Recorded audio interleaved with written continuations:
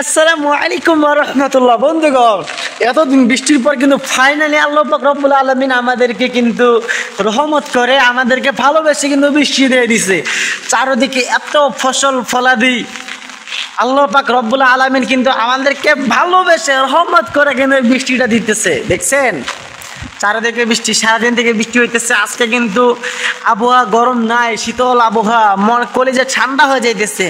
তো বন্ধুগণ, আল্লাহ পাক কখন কোথায় কি অবস্থায় পৃথিবী পরিচালনা করবে সেটা একমাত্র আল্লাহ রব্বুল আলামিন একমাত্র জানে, আর কেউ জানে না। কিন্তু বন্ধুগণ, অবশ্যই আল্লাহ পাকের নামাজ রোজা পড়বেন, আল্লাহ পাকের ইবাদত করবেন এই সুন্দর পরিবেশের মধ্যে।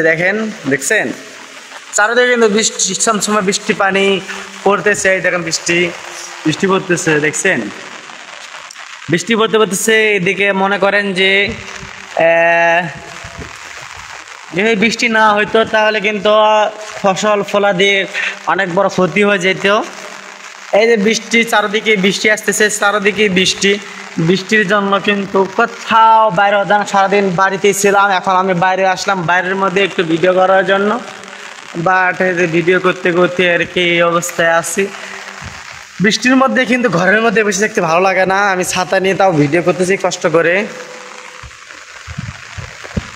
বুঝতেই পারছেন। বৃষ্টি করতেছি দেখেন এই যে বৃষ্টি নাহলে কিন্তু এই যে ফসল ফলে অনেক বড় ক্ষতি হয়ে যেত, অনেক বড় ক্ষতি হয়ে যেত। আল্লাহ কিন্তু চাইলে সব কিছু করতে পারে, but I can is a very intelligent. অবশ্যই লাইক কমেন্ট শেয়ার সাবস্ক্রাইব করবেন ইনশাআল্লাহ তাআলা। তো গাইস, এই যে দেখতেছেন যে আমাদের বাড়ির সামনে ড্রেন দিয়ে পানি যাইতেছে, অনেকদিন পর পানি যাইতেছে। পানি ছিল না, চারিদিকেই কিন্তু মরুভূমির মতন হাহাকার লেগে গেছিল। তো গাইস, বৃষ্টি পড়তেছে, বৃষ্টি ঝুমঝুমে করতেছে। বৃষ্টিতে পুকুর পাড় কিন্তু সব ভর্তি হয়ে গেছে, ঠিক আছে। এই পুকুর পাড় ভর্তি হয়ে গেছে, চারদিকে মাছ খালি থুই করতেছে, কারণ আমরা মাছ করতে পারি না, আমরা একটা জলা মানুষ, আলিশা মানুষ।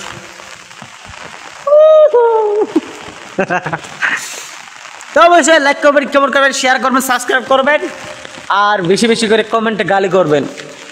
ধন্যবাদ।